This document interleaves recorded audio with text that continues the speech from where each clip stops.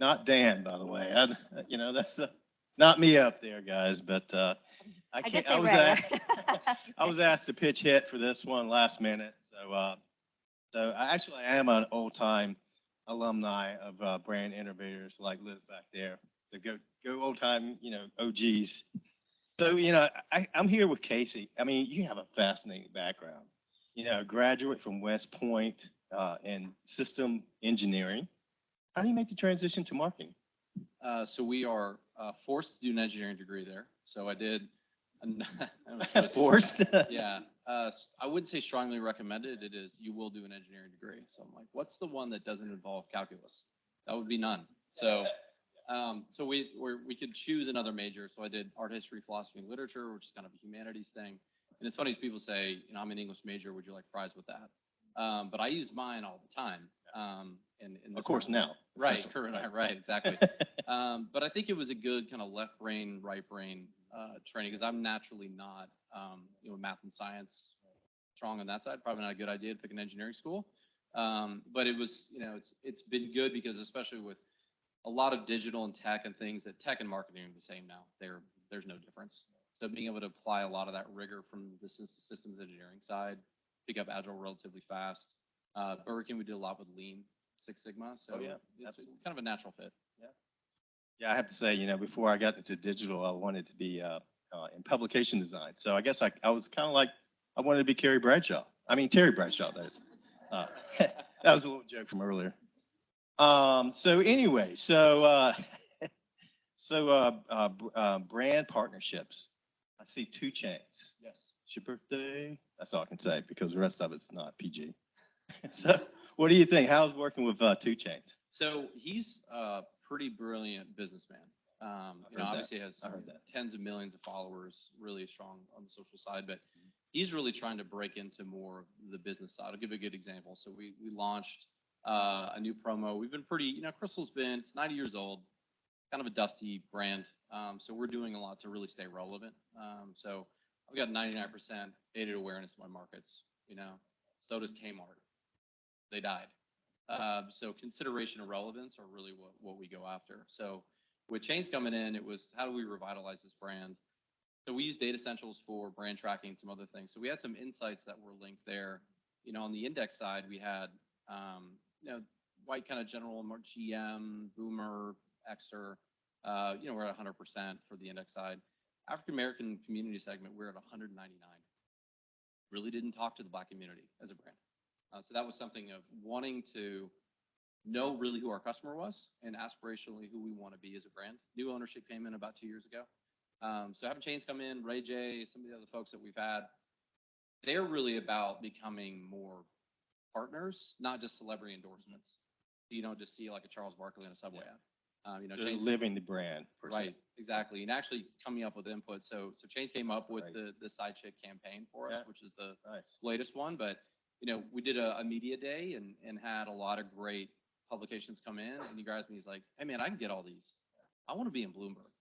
Like I want to be going to Cannes Lion." So that's the way for a lot of our partners to break out of, what they would see as entertainment and go do other things, more diverse things. And Victor Cruz? Yeah. So Victor Cruz, our master franchisee for New York and New Jersey. Yeah. And from what I've heard, there was a gentleman's agreement with White Castle a long time ago. That thing is gone. So we're expanding out into the Northeast. We have a store opening in Puerto Rico next week. So we'll have 5 more there, looking at Latin America, Canada. So for New York and New Jersey, we don't really have any brand recognition. I lived in the city for a long time. So having a partner like Victor Cruz, who's New York Giants hero, able to kind of grow together. So that's really what we look for in partners. Expand to a new market too, right? Right, exactly, yeah. Great. So that's Northeast. Is that correct? Mm-hmm. Yep. So talk to me a little bit about that. Just moving from the Southeast, right, and expanding into Puerto Rico now, maybe other parts of the U.S. What are your plans there? Yeah, I mean, Krystal didn't have any new franchisees the last 15 years. They didn't open a single new location. Yeah. We have really strong franchise operations. So for us, it was going out and finding, not just expanding, but finding the right partners. So we found a sweet spot with good brand ambassadors and then folks that want to grow with us. So we'll do things, Chainz is opening stores. I wouldn't be surprised if Ray J started opening stores, but it's a little bit different partnership. But going into where they want to be, where they want to go, we did just sign a new partner. There's a press embargo on it, but national. He's in New York, but his Southern roots, a lot like our ownership, is very similar to Fortress and Golden Child. And so that'll get announced relatively soon, but he's a pretty massive influencer just in the world. But that's what we look for in expansion, is who wants to grow with us. Now, it doesn't need to be a celebrity every time, but at the same time, it does help to. I think the strategy was more, all right, we have these insights. We know that we're not speaking to the right communities. Now, let's put the flag in the ground and say, hey, those guys are alive over there, actually doing something. So Change was really able to help us do that. And now we're trying to just kind of broaden out and diversify our partners. Can you track that? Do you track that as far as metrics or KPIs, or how do you track that? Like, hey, it's really working in this community with this celebrity or this endorsement. How do you do that? Right. So obviously use Data Essentials and the brand trackers. We onboarded Brand Watch about 2 weeks ago, and brought all of our social back in house. So just from a philosophical standpoint in social, that is your brand. That is real-time brand communications. So we've seen 1,000% increase in engagement just by having the creativity of our partners with the agencies, and then able to track it through those KPIs on social and just kind of voice. And again, just number one KPI is relevance. Yeah. So you're fairly new to this role, right? How long? I think this is my 8th week. 8th week. Yeah. Wow. So what's in your plans? I mean, we went from 2019 to 2020, 2021, and in 22. There's a lot of transition, especially with the QSR industry as a whole, right? What's kind of in your brain? What's that kind of transformation that you're thinking about? Yeah. So we're a value-based brand. We try to be pretty blunt, with how we work and our internal culture. A lot of people stop going to Krystal, and as soon as they graduate from college, and they're not getting drunk at 2 a.m. anymore, right? So how do we get out of that, right? Note to self. But it's one of those memories that people have, but we're not touching a younger audience. So I came from Focus Brands, and there was an insight that was there about Cinnabon, very similar. So did a bunch of Gen Z and Gen Alpha research, and the only reason Gen Z had ever heard of Cinnabon was because it was on the Taco Bell menu. So there's I was like, oh shit. Krystal, I wouldn't say that we're that far off with being relevant with a younger generation. Yeah. So for us, it's still that fight, but also getting out of just value and getting into a little bit more quality what you get. We're looking at, adding bigger burger, bigger chicken sandwich, getting more bigger offerings. So, at least on the culinary side with our chef Ray, the only thing that's really sacred from our brand is that Krystal burger. That's it. Everything else could go or stay. So we're trying to find what's the right mix for us. And then moving into next year with headwinds, the economy grew at almost 3%. So we'll see what happens with recession. But still, we're in a good place there. But we want to be seen for more value for money instead of just they're cheap. So speaking of money, I'm going to use the R word here, recession. I think the last group kind of spoke on it a little bit. What are your thoughts on this?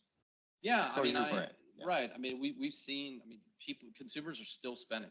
That's kind of wild. We'll see what happens with, obviously the open market.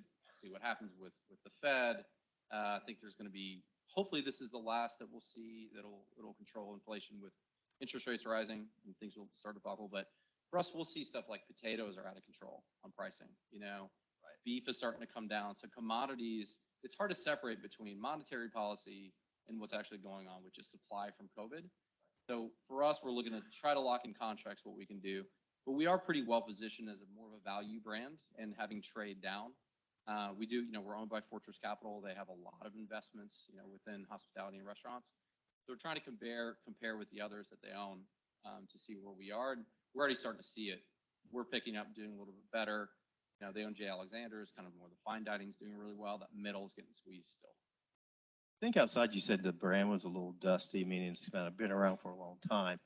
What's that kind of, how do you make it pop, polish that brand, make it shiny again? Going into new parts of the country, you definitely would be there, right? Where you're going with the other restaurants out there, and now the new Krystal's coming up. Who's that? So how can you fight against the the guys who are out there already have their establishments out there, and then you're the new guy in town, new person in town. Right. I mean, I think a lot of it was partnerships, obviously right away that we're able to borrow some brand equity, but Sure. we started with brand archetype. Ours was totally wrong. At least we felt for growth. So it was that kind of everyman McDonald's type. We shifted over into that outlaw maverick. So let's be something different. Let's try to own a little bit that everybody in QSR is not fighting for that same thing. So, you know, old media agency said, hey, your really core consumer is a 33-year-old white suburban mother. No, it's not. So some of it is, yeah, we'll see data, we'll see research, but you have to go and experience your brand in the wild. Yeah. Go into a restaurant, totally go to a hotel, agree. whatever it is, and actually see, you know, who is my customer, who comes in. So we knew right away, and then there's other stuff we can back into. The other side too is that we're about a 40% cash customer. They don't show up in MasterCard data, and we use Bliss on some stuff. So trying to use more mobile data and footfall studies, that kind of stuff, you know, Placer AI to see there's a hole in my knowledge right now because, you know, I don't capture any of your data or information if you pay with cash, but I can get your Mac ID in your phone and then start to see who these people are. That's awesome. I think just a story, I didn't tell you this outside, but when I first moved down from North Carolina, we were talking about that today, and that was like 20 something years ago. I won't go there for that. But, you know, one of my colleagues at work, he said, you know, have you had a Krystal? I'm like, well, what's a Krystal? You know, never heard of it before. He's like, I'll be right back. And so he comes back with this bag of Krystals, and we're just in the back, just scarfing it down, having a good time. But that was my first introduction to the Krystal. But, you know, it's just an institution. It has this brand loyalty, and he was so proud. He wanted to share that experience with me. So that's pretty cool. Right. Yeah. I mean, it's how do you take that to the next generation down instead of just, you know, I came with my parents. So there's a similar thing going on there. There was KFC was up before with Yum. Similar kind of transformation with Taco Bell. And how do we move more into that with a younger consumer without alienating our core? But at the same time, I mean, it's a good thing with media channels, with digital. There are spots and things that we'll do and buy a certain way where our kind of poor older consumer will never see that. So we're not going to put a side chick commercial 30 on NCIS, right? Other younger media, we will. Well, I got to tell you, I'm a fan of the sliders and those delicious cheesy chili pups. That's my weakness. So again, you know, so I know we talked something a little bit about streaming media today, streaming video. Do you guys have any plans of like merging the traditional media, TV media, with, let's just say, streaming? Because at my house, again, we stream everything. You know, even the TV shows that are on TV today, I'm like, I'll just stream it on Netflix later. So what's your thinking around that? Do you have a strategy or that integrated media promotional strategy? Yeah, so about half our TV buy right now is CTV, OTT. The franchisees really, you know, again, it's diplomacy, right? With a franchisee, if these are the things that they think work. It's hard, obviously, to get attribution with linear TV, but they'll look at their sales and say, hey, we're up, you know, some of our Athens stores are the most they've ever been. It's because of this campaign and some of the ways that we bought. We're trying to move out of linear and go more into CTV, OTT. Obviously, we do a lot of pre-roll YouTube. We do a lot with video, but you know, you have to show them and say, this is what we can actually that you can get. It is funny though. They'll say, well, I saw our spot the other day. Where'd you see it? I was watching Yellowstone where, on my Paramount app, he wasn't watching linear TV.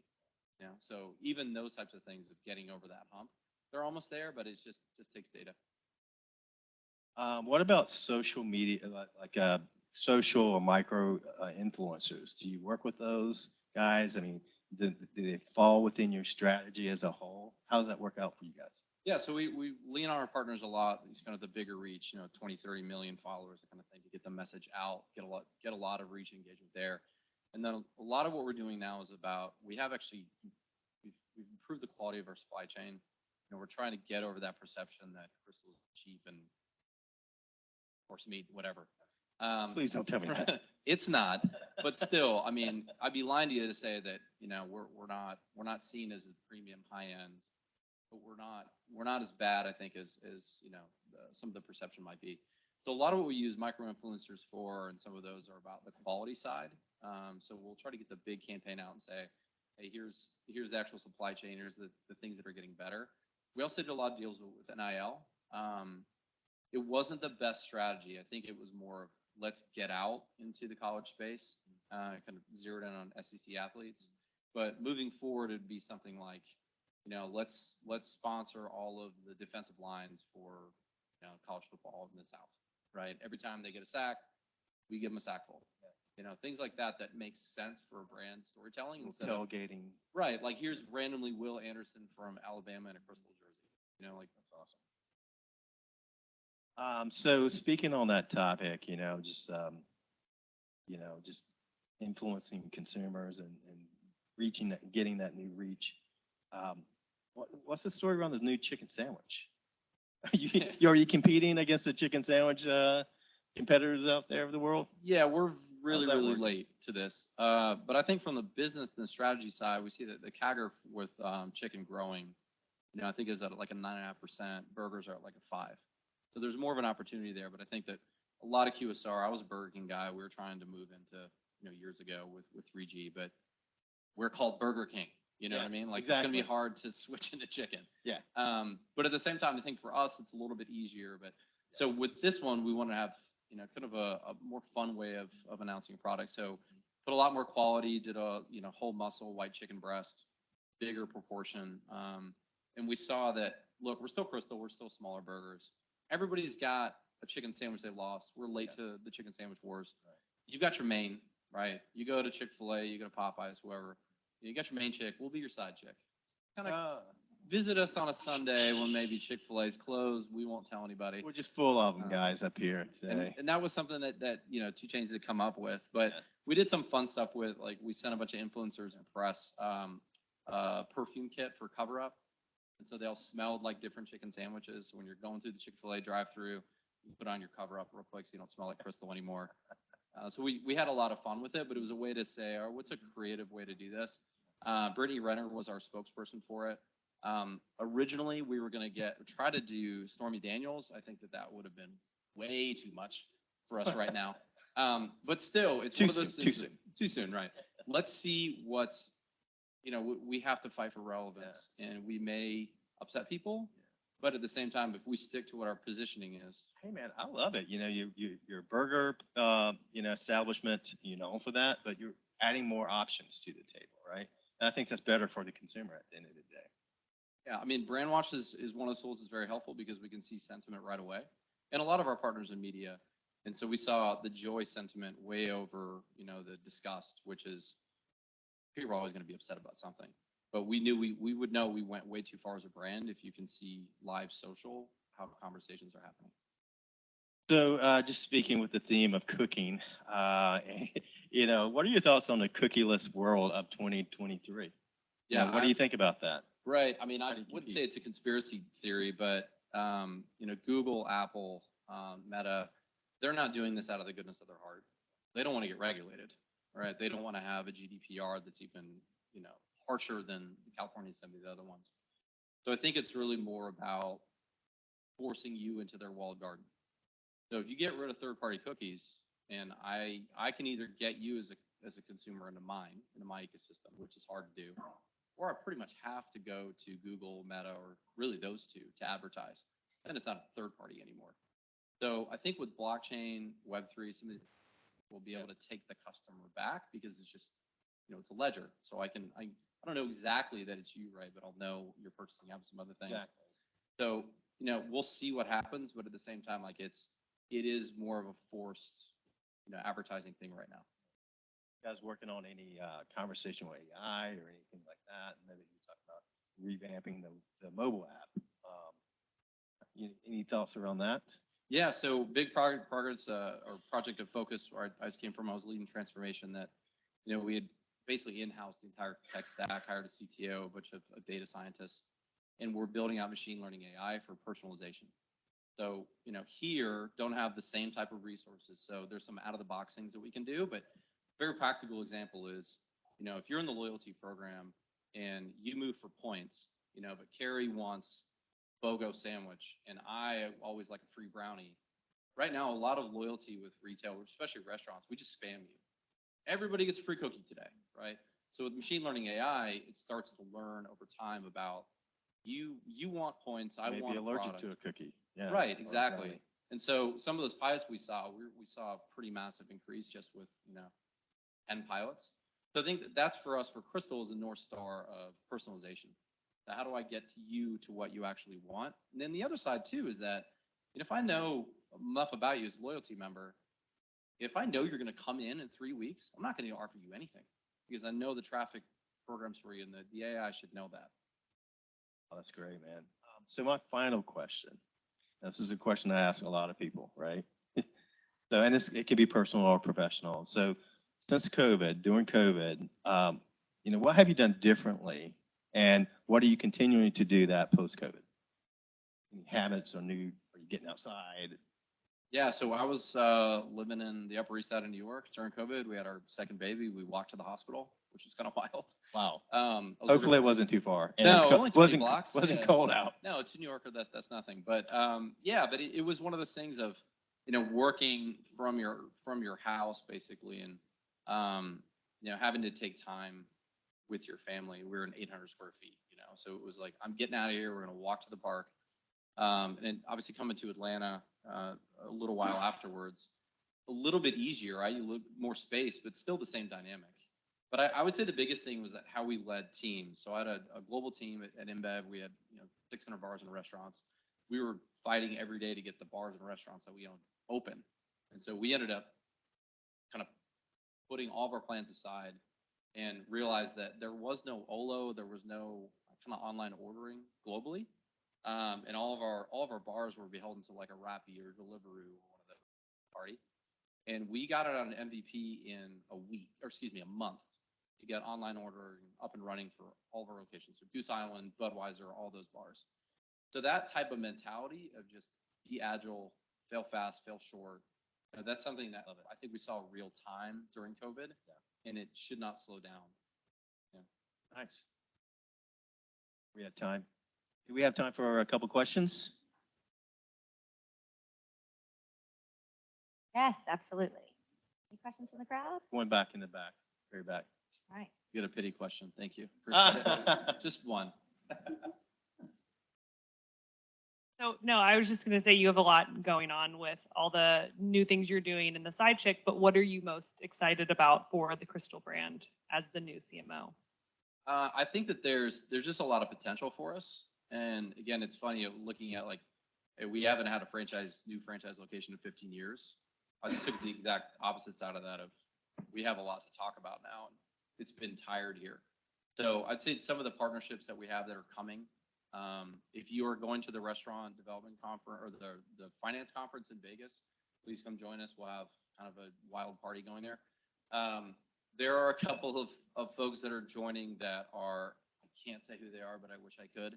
But just on that side, I think that we finally have a new positioning, archetype, all of that about the brand is completely different. And I feel like we're getting into really being who we really are, what our customers know who we are.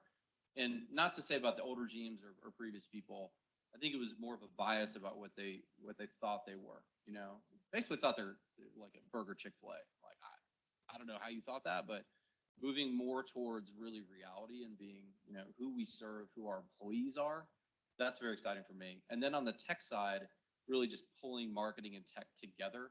Like I said, when I started, there's no difference anymore. As a marketer, you've got to be pretty well versed in the tech stack. And then how do we make those personalized web, app, media, everything come together? So that's a lot of stuff that we're doing. We're working with you guys. That's your whole integration promotion strategy, right? Yes. Yeah, absolutely. Be everything. So on that note, being everything, is TikTok in your social strategy? If not, why? If yes, could you expound? Yeah, it is in our social strategy. So I think that we leaned into, previously the brand was really leaned into Facebook, and that's a demo that, Meta's losing users every day. And so for us, I think it was more where we're trying to grow and where we're trying to be relevant. So that TikTok audience that has the most engagement. What we're finding though is that we'll put out stuff. It's very different for the brand to put out things. You need to really engage the creator community and have them tell the story. So it's like the ultimate influencer thing. But at the same time, it's, we have to have, content that we'll put out that's native, but really relying on the good part of TikTok, which is the community itself, to talk about us more.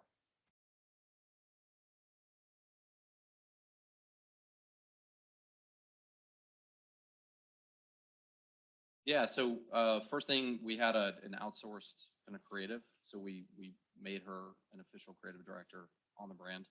And so a big thing for her is we're using more of a freelancer strategy for content, because we'll find is you hire a bunch of FTEs, you hire people in, and there is burnout, right? And it's difficult to say, hey, I need you to give me an entire year of social content and have it be cool and engaging, all this stuff, and also represent like 10 different communities.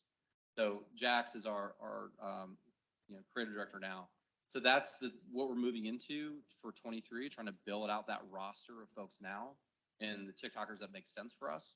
But some of it too is just getting onto the platform and doing basic, right? And you'll see you have millions of mentions and you may not be talking, but somebody's talking about you.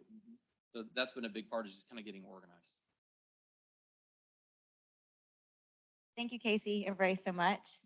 It's funny to transition from Krystal, where everybody consumes them, voraciously and very quickly, to a food saver product. So, which I'm sure a Krystal has never made it to a food saver bag because they've been devoured. But anyway, that's my Fried transition. chicken to.